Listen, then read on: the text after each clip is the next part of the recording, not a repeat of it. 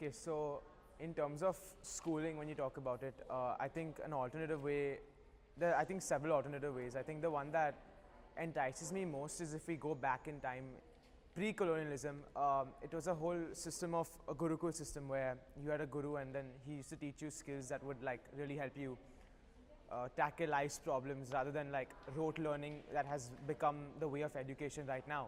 A lot of times we focus a lot on grades, numbers, and we tend to hone a lot of maybe quantitative skills or hard skills, but no one really teaching you the soft skills. How do you interact with people? Also a greater emphasis on the 21st century skills like building empathy, building compassion. Like in say the next 10 years, next 20 years, most of the things that we're learning in school right now are going to be replaced with robots. You don't need computation. You need to be more human. So I think teaching that, teaching the softer aspect of human life, teaching about life, that through philosophy, but not through like a completely academic approach, but rather like an approach where you're immersing yourself completely into it. That's an alternative that I'd like. Sal Khan, the founder of Khan Academy, he talked about this really interesting model in one of his TED Talks where he says that you need to have a really good foundation. So it's not more about which grade you're in as much as it's about how much you actually learn and then progress, because education is a journey. It's not something that you need to, okay, if I'm 13 I need to be say in the 7th standard or 8th standard. It's about if I'm 13, if I don't get a concept, it's fine. I want to stay there, I want to learn the concept and then go there. If you don't have the foundations of math, you can't really progress. But what's happening, especially in the Indian education system, is they don't care. I'm sorry to say that, but like I've been a victim to it. Teachers really don't care. They just want to finish this thing called the portion and they want to go on and on and on without really caring about whether the students actually understood. And that's when it becomes a cutthroat competition and you need to chase the grades, you need to chase the numbers, I have to get so much. And then there's so much of contempt behind this education. You can see suicide rates exponentially rising because of education, and I think this continuous self-perpetuating cycle is what needs to stop, and that will only stop when you realize that education is something that needs to be done as a journey and not something that you want to like constantly like battle with. It's supposed to be something, it's supposed to be this euphoria you get of empowerment, and that's not happening. Education help you in your life? Why is education important to you?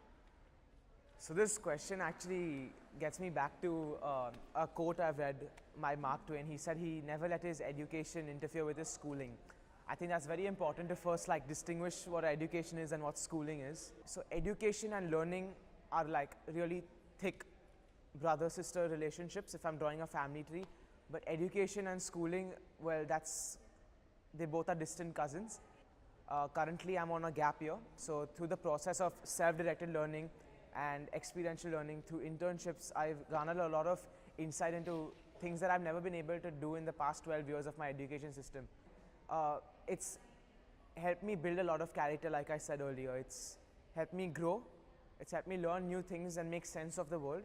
But that's through I plan my coursework. I don't let someone else, like a school, plan it for me. And I think if we implement that in systems that are currently there and disrupt those type of systems with this type of learning, I think the world is going to be a much better place. Because right now all I see is people learning, getting a job, a degree probably, then a job, and this continuous treadmill that you're running on.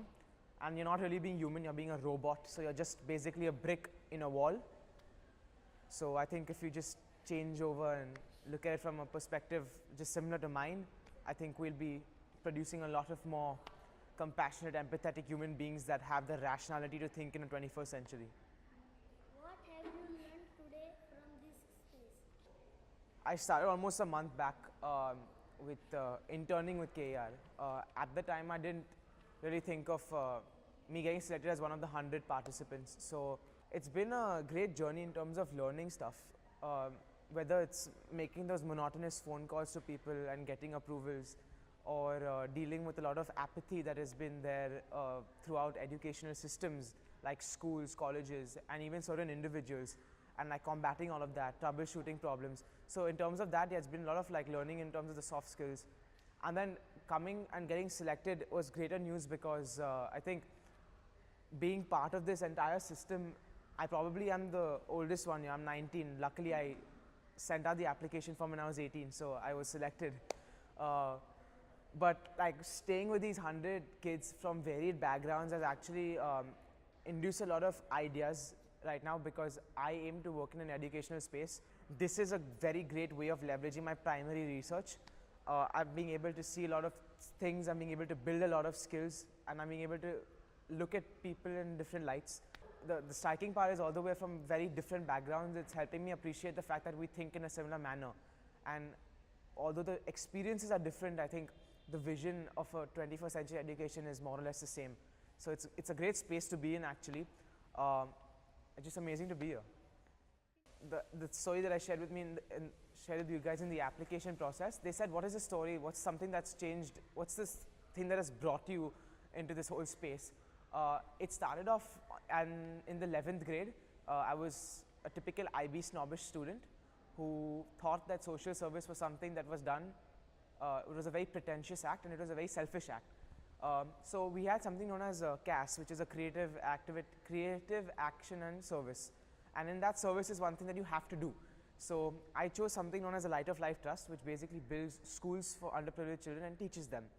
Well, I did that, and we had a compulsory trip to Karjat.